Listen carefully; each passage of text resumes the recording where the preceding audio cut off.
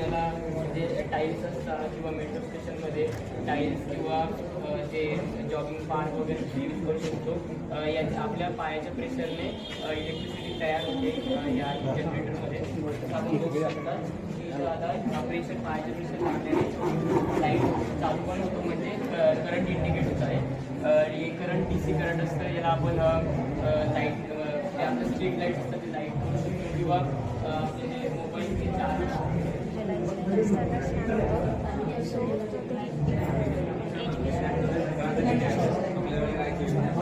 शैक्षणिक साहित्य मुलांना लवकर समजण्यासाठी